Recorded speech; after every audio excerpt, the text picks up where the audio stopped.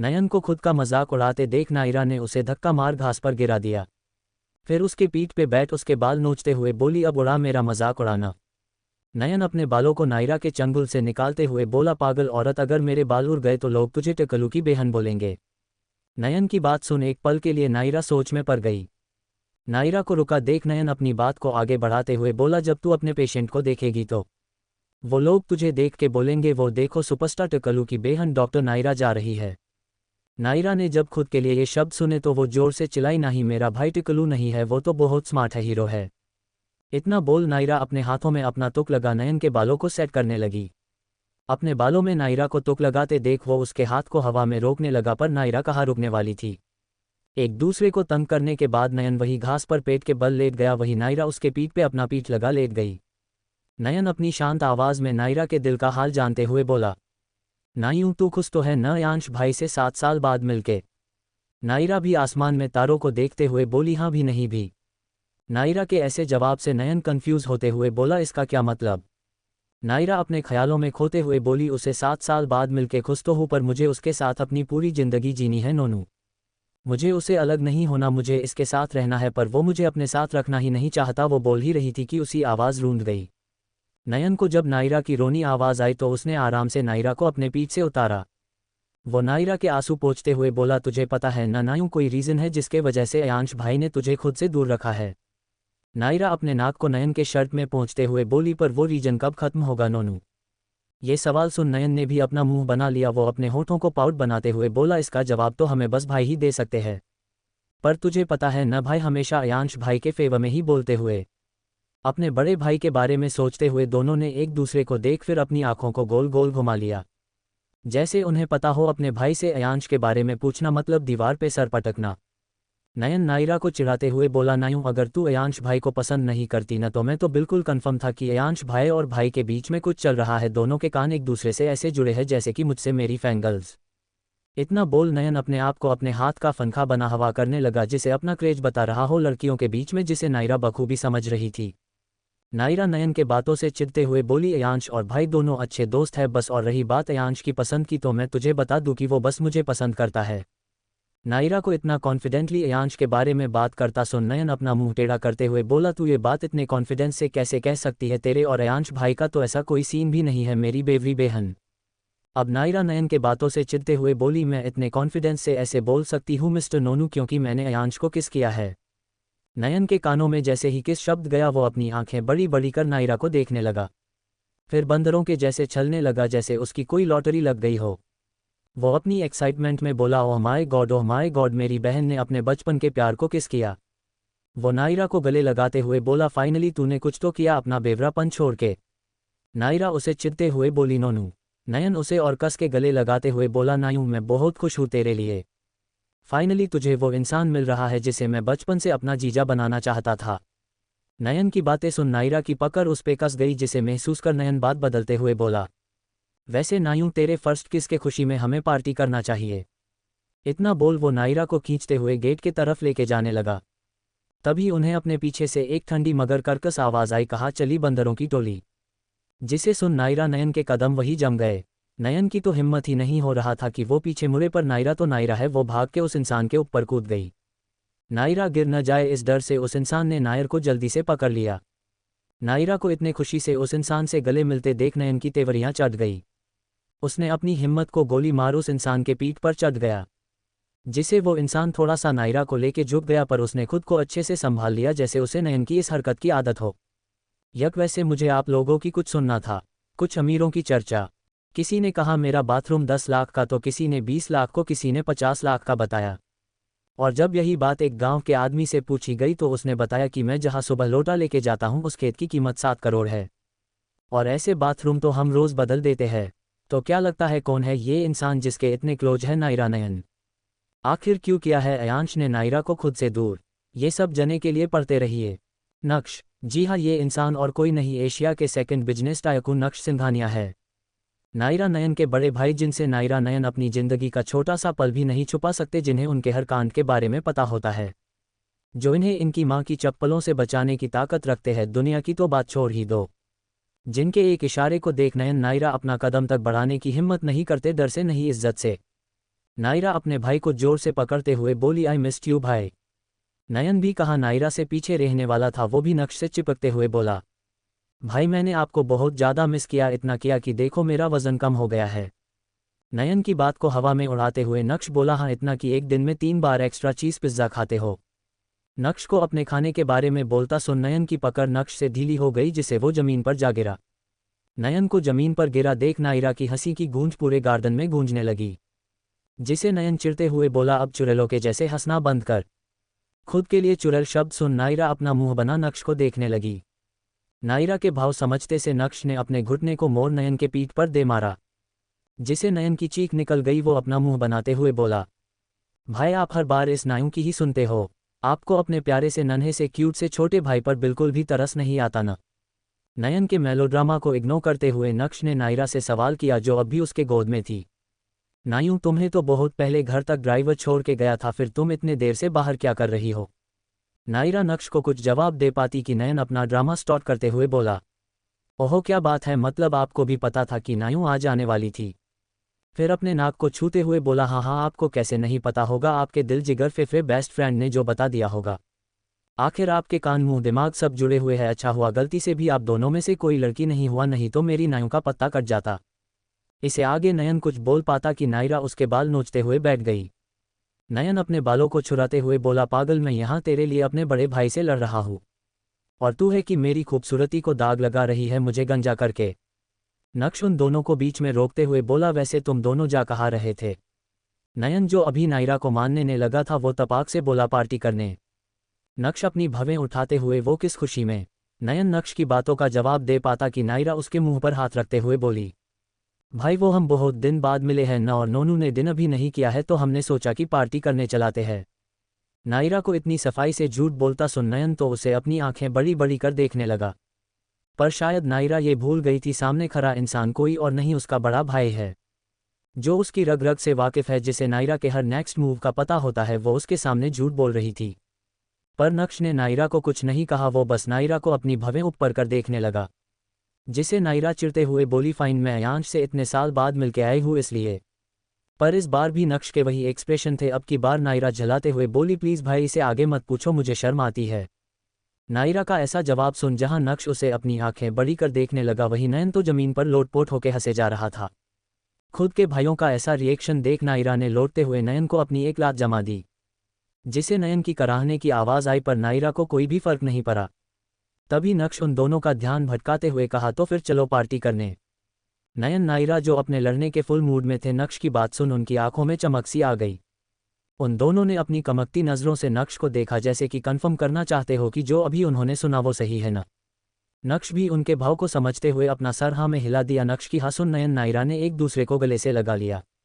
उन्हें इस तरह पल में लड़ता, पल में एक दूसरे को प्यार जताता देख नक्श के आंखों में एक संतोष था, जैसे वो अपने नोनू नायों को हमेशा ऐसे ही देखना चाहता हो। उन दोनों की खुशी में रुकावट देते हुए नक्श ने नयन से सवाल किया, वैसे तुम अभी घर कैसे आए, तुम तो अपनी शूटिंग में बिजी थे ना। नक्श की बातें सुन नयन अपनी खुशी रोकते हुए बोलो, वो मैं अपनी शूटिंग से बोर हो गया था तो सोचा घर आ जाओ। नयन अपनी बात खत्म कर अपने भाई बहन को देखता है, जो अपनी आंखें छोटी कर उसे देख रहे थे, जैसे बोल रहे हो कुछ अच्छा झूठ बोलो, ये बहुत पुराना हो गया है। उन दोनों के भाव समझते हुए नयन ने गहरी सांस ली, फिर अपना सर नीचे करते हुए बोला, वो नायों को अवार्ड मिलने वाला है न, तो मैं उसी को अटेंड करने आया हूँ। नयन की बात सुन नक्श नायरा के चेहरे पर मुस्कान आ गई। दोनों ने एक दूसरे को देखा, फिर दोनों ने साथ में नयन को गले से लगा लिया, बदले में नयन ने भी उन्हें गले से लगा लिया। इसी के साथ आज के लिए astonished face, astonished face, astonished face, astonished face. प्रेमिका मैं तुम्हारे लिए आग पर चल सकती हूँ, नदी में कूद सकती हूँ। प्रेमी मैं भी तुमसे बहुत प्यार करता हूँ, क्या तुम मुझसे मिलने आ सकती हो। प्रेमिका पागल हो क्या, धूप देखी है कितनी तेज है, मैं काली पड़ गई तो। मोम। वो तीनों अभी भी एक दूसरे को गले लगाए खड़े थे। तभी नक्श उन्हें अलग करते हुए बोला, अच्छा ठीक है अब घर के अंदर चलो, बहुत रात हो गई है। नक्श को घर के अंदर जाने को बोलता सुन नयन अपनी नाक सिकोड़ता हुआ बोला, क्या भाई हम इतने टाइम बाद मिले हैं और आप हमें घर जाके सोने को बोल रहे हो।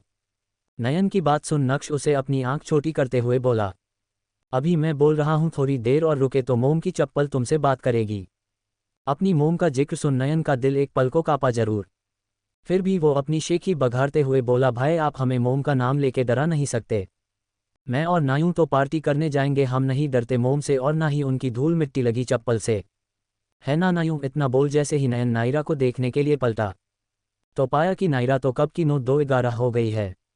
खुद को ऐसे अकेले छोड़ जाने पर नयन अपना पैर पटकते हुए बोला, चीटिंग चीटिंग करते हैं आप लोग मेरे साथ, खासकर कि हमारी बिल्ली आंखों वाली बहन। इसे तो मैं छोड़ूंगा नहीं, ये हमेशा मुझे ऐसी सिचुएशन में आगे करके खुद निकल जाती है।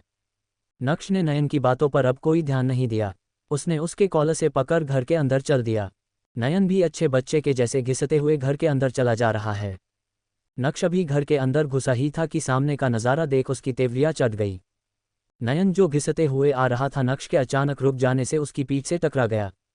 वो अपने सर को सहलाते हुए बोला, क्या भाई आप तो ऐसे रुक गए जैसे मोम आपके लिए लड़की अपने साथ लेके खड़ी है। नक्श को कुछ न बोलता सुन नयन नक्श के सामने खड़े होते हुए बोला, भाई आपके लोहे जैसे बैग से मुझ जैसे छोटे बच्चे को लग गई। तभी उसे पीछे से नायरा की आवाज़ आए, लग गई नहीं अब लगेगी।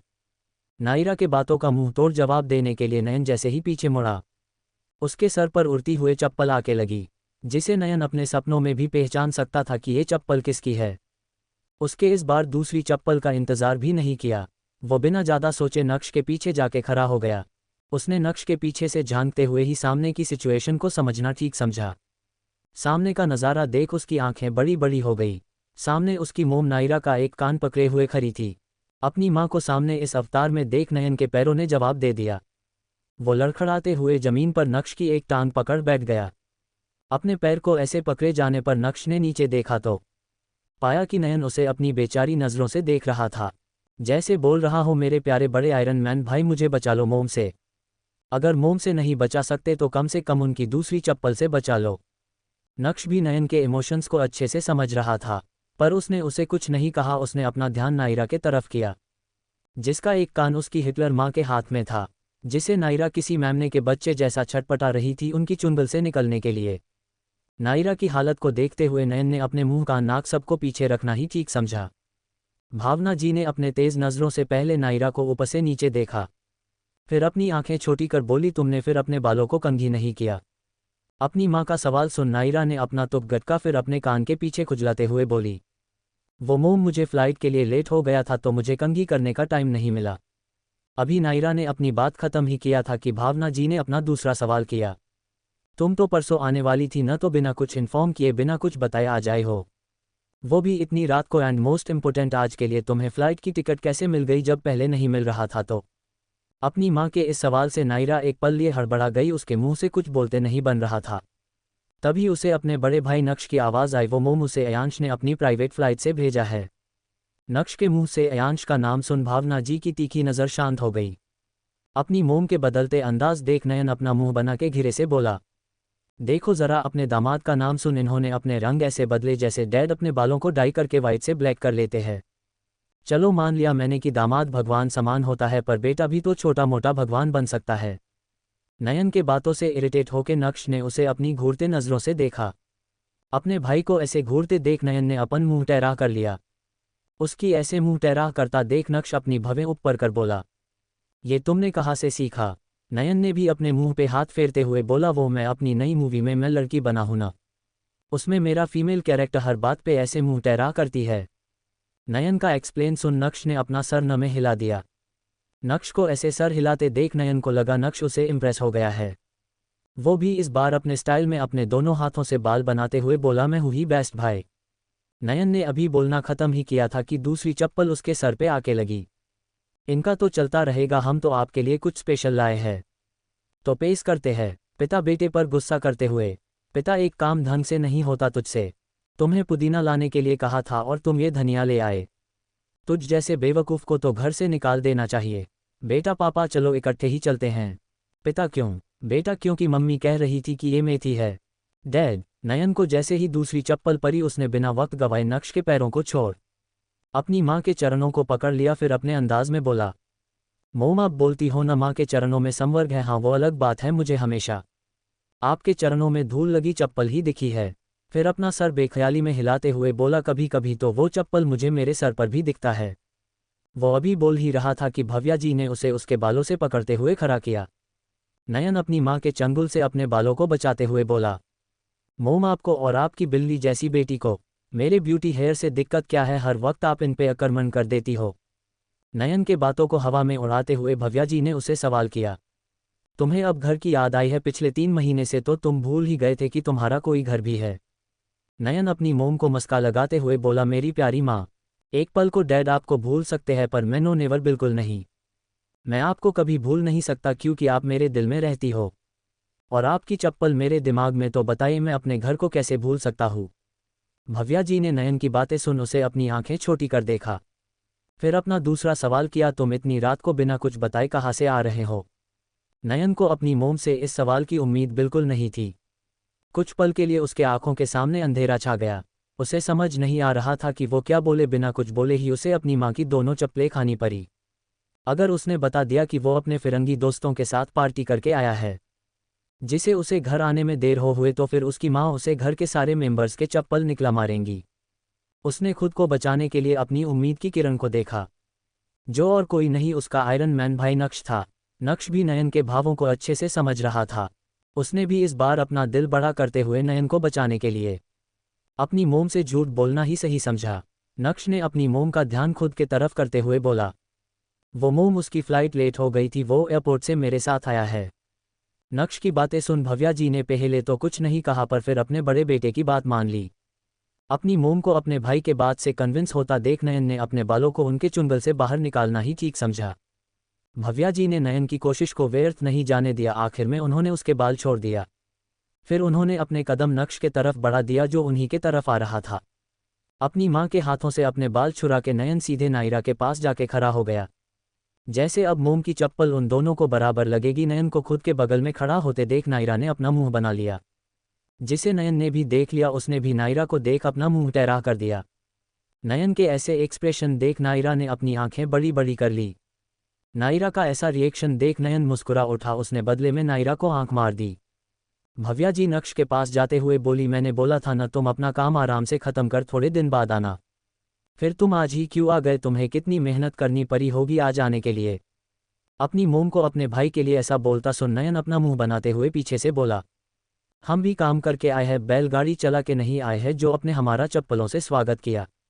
और अपने प्यारे दुलारे बड़े बेटा का अपनी चसनी जैसी बातों से। नयन ने अभी अपनी बात खत्म ही किया था कि उसे उड़ती हुए चप्पल आके लगी। खुद को तीसरी बार चप्पल पड़ता देख नयन अपनी कन्फ्यूजन में बोला, मोम के 3 पैर कब से हो गए जो उन्होंने मुझे तीसरी चप्पल मारी? वो अभी किसी नतीजे पर पहुंचता कि किसी ने पीछे से उसके कान को खींचते हुए बोला, वो बिजनेस ट्रिप से आया है। फिर नयन के कान में जाके धीरे से बोला, न कि तुम्हारे जैसे पार्टी करके। पीछे खड़े इंसान की बात सुन नयन के सारे बाल खड़े हो गए जैसे उसे करंट लगा हो। वो बिना पीछे मुड़े उस इंसान के पैरों को पकड़ लेते हुए बोला, पिताजी मैं आपका नालायक बेटा, आपको मैं याद तो हूं ना, कहीं आप मुझे भूल तो नहीं गए? भूल भी गए होने तो कोई बात नहीं, अब आपकी उम्र हो गई, मैं बुरा नहीं मानूंगा। फिर खड़े होके अपने डैड के कान में धीरे से बोला, प्लीज़ ये बात मोम को मत बताइएगा, नहीं तो मैं आपको अपने लाए हुए मिठाई नहीं दूंगा। ज्ञान जी ने अपनी आंखें छोटी कर नयन को घूरा, फिर धीरे से बोले, अच्छा बेटा, अपने ही बाप को रिश्वत लगता है, बहुत बड़े हो गए हो। अपने डैड की बात सुन नयन अपने हाथ से बालों को सेट करते हुए बोला, अब इतना बड़ा भी नहीं हुआ हूँ जितना आपकी डायबिटीज की रिपोर्ट। वो दोनों अभी एक दूसरे को ब्लैकमेल कर ही रहे थे कि उन्हें भव्या जी आवाज़ आए, ये क्या खुसुर फुसुर चल रही है बाप बेटे में? एक कवि की शादी हुई। पहली मुलाकात में दूल्हे ने अपनी साहित्यिक भाषा में अपनी दुल्हन से बातचीत की शुरुआत कुछ इस तरह से की, प्रिय, आज से तुम ही मेरी कविता हो, अभिलाषा हो, भावना हो, कामना हो। दुल्हन ने ये सुनकर दूल्हे से कहा, मेरे लिए भी आज से तुम ही मेरे मुकेश हो, मितेश हो, राजेश हो, रमेश हो। प्लीज़ दोस्तों मेरी स्टोरी को लाइक शेयर कमेंट करें और प्लीज़ मुझे बताएं कि आपको मेरी स्टोरी कैसी लग रही है। कुंभकर्ण। जैसे ही बाप बेटे के कान में भव्या जी की बात गई, वो दोनों सीधे खड़े हो गए। नयन ने तो अपने डैड को आंखों से कुछ इशारा कर आगे कर दिया, जैसे इशारों में बोल रहा हो, कृपया आप अपनी मोहतरमा को खुद संभाले। ज्ञान जी ने नयन का इशारा समझ अपनी आंखें छोटी कर उसे घूरा, पर उनके घूरने से कहा, हमारे सुपरस्टार नयन सिंघानिया उर्फ नोनू को कोई फर्क पड़ने वाला था? उसने अपने डैड के घूरते नज़रों को हवा में उड़ा दिया। नयन के इतने बेफिक्र अंदाज को देख ज्ञान जी ने अपना सर लाचारी में हिला दिया। तभी उनके कंधे पे हाथ रख भव्या जी उन्हें असल दुनिया में लेके आए। भव्या जी को सामने देख ज्ञान जी ने अपना तुप गटका, फिर खुद को बचाने के लिए वो नक्श के पास पहुंच गए। ज्ञान जी को बिना कुछ बोले नक्श के तरफ जाते देख भव्या जी ने आंखें छोटी कली पर कहा, कुछ नहीं। वो भी उनके साथ नक्श के पास जाके खड़ी होली उन दोनों की बातें सुनने लगी। ज्ञान जी जो अब तक नयन के साथ आंख में चौली खेल रहे थे वो अब सीरियस हो गए। उन्होंने नक्श को ऊपर से नीचे देखा, फिर अपने सीरियस अंदाज में पूछा, तुम्हारी बिजनेस ट्रिप कैसी रही? नक्श ने भी अपने सीरियस अंदाज में जवाब देते हुए बोला, जिस काम के लिए गया था वो काम हो गया है। ज्ञान जी ने नक्श की बात सुन अपना दूसरा सवाल किया, तो आगे क्या करना है, कुछ सोचा है? अपने डैड का सवाल सुन नक्श ने गहरी सांस ली। उसने अपनी माँ को एक नज़र देखा, फिर अपने डैड को जवाब देते हुए बोला, डैड क्या हम इस बारे में कल बात कर सकते हैं? नक्श का इशारा और बात की गंभीरता को समझते हुए ज्ञान जी ने अपना सर हाँ में हिला दिया। उनकी सर्वज्ञानी बीवी को कोई शक न हो इसके लिए उन्होंने बात को बदलते हुए बोले, नायू आज कैसे आई? उसकी फ्लाइट तो परसों की थी ना। नक्श अपने डैड की बातों का कोई जवाब दे पाता कि भव्या जी एक्साइटेड होके पहले ही बोल पड़ी, अयांश नायू से मिला था, उसी ने नायू को जल्दी भेज दिया। ज्ञान जी ने जब भव्या जी के मुंह से अयांश का जिक्र सुना उसके बाद ये कि अयांश ने उसे जल्दी भेज दिया, ये सुन ज्ञान जी के भव्य सिकुड़ गई। उन्होंने अपनी पैनी नज़र से नक्श को देखा। अपने डैड की नज़रों को समझते हुए नक्श ने अपनी पलकें झपका के सब ठीक होने का आश्वासन दिया। नक्श के आश्वासन देने से ज्ञान जी ने राहत की सांस ली। उन्होंने अब ज़्यादा बात करना ठीक नहीं समझा। उन्होंने बात को ख़त्म करने के मकसद से कहा, ठीक है, बहुत रात हो गई है, तुम सब भी थक गए होगे, चलो जाके सो जाओ। इतना बोल जैसे ही वो पीछे मुड़े नायरा नयन को देखा, उनकी तेरियां चढ़ गई सामने का नज़ारा देख। सामने नयन नायरा हाथी घोड़े बेच सोफे पे पहले ही सो गए थे। नयन तो बैठे बैठे ही सो गया था, उसकी गोद में सर रख नायरा सोई थी। उन दोनों पर तंज कसते हुए भव्या जी बोली, आपको कब से इन दोनों कुंभकर्ण को सोने के लिए बोलना पड़ रहा है?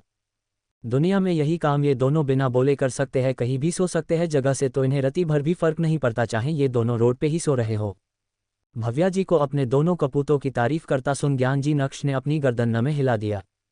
फिर तीनों ने एक दूसरे को देख मुस्कुरा उठे। ज्ञान जी ने मुस्कुराते हुए बोले, आप चाहें कितना भी बोल लीजिए, हैं तो दोनों आपके ही आंखों के तारे। ज्ञान जी की बात सुन भव्या जी भी अपनी नाक सुकोड़ते हुए बोली, हाँ मेरी आंखों के तारे और आपके लिए एक चांद का टुकड़ा, दूसरा चप्पल का। भव्या जी की बातें सुन इस बार वो तीनों जोर जोर से हंसने लगे। भव्या जी अपनी हंसी रोकते हुए बोली, वो सब तो ठीक है। फिर अपनी आंखें सिकोड़ते हुए बोली, एक आपका शहजादा, दूसरी आपकी शहजादी, पर हमारे बड़े बेटे का क्या? भव्या जी का सवाल सुन ज्ञान जी हल्का मुस्कुराए, फिर अपने सीना गर्व से ऊंचा कर बोले, मेरा बड़ा बेटा तो राजा है, जो मुझे कभी निराश नहीं करेगा, जो आपको कभी दुखी नहीं होने देगा। फिर नयन नायरा को देख बोले, जो अपने भाई बहन तक किसी का हाथ तो दूर नज़र तक पहुंचने नहीं देगा। ज्ञान जी के बातें सुन भव्या ने अपनी आंखों में नमी लिए उनके कंधे पे हाथ रख बोली, जी बिल्कुल, जो भी आपने एक एक शब्द कहा है हमारा राजा बेटा उसे जरूर पूरा करेगा। अपने मोम डैड को इतना इमोशनल होते देख नक्श ने उन दोनों को गले से लगा लिया।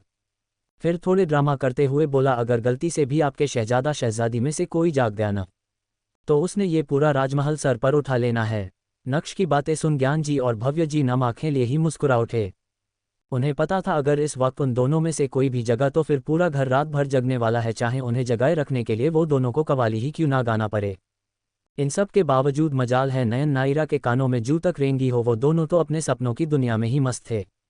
ज्ञान जी ने नक्श को दिनों को रूम में ले जाने का बोल खुद भव्या जी का हाथ पकड़ अपने रूम के तरफ बढ़ गए। नक्श ने पहले अपने दोनों बंदरों की एक पिक ली, फिर अपने डैड का ऑर्डर फॉलो करने चला गया। पहले नायरा को फिर नयन को उनके रूम में सुला के अपने रूम में आ गया। रूम में आके अयांश को वो पिक सेंड किया, फिर खुद में ही मुस्कुरा के सोने चला गया। इसी बात पे आज के लिए हम ले है लड़की वाले जी, हमें तो ऐसा लड़का चाहिए जो पान सिगरेट दारू ना लेता हो, सिर्फ उबला हुआ शुद्ध शाकाहारी खाना खाए और दिन रात भगवान का नाम ले। पंडित, ऐसा लड़का तो आपको सिर्फ एम्स के आईसीयू वार्ड में ही मिलेगा।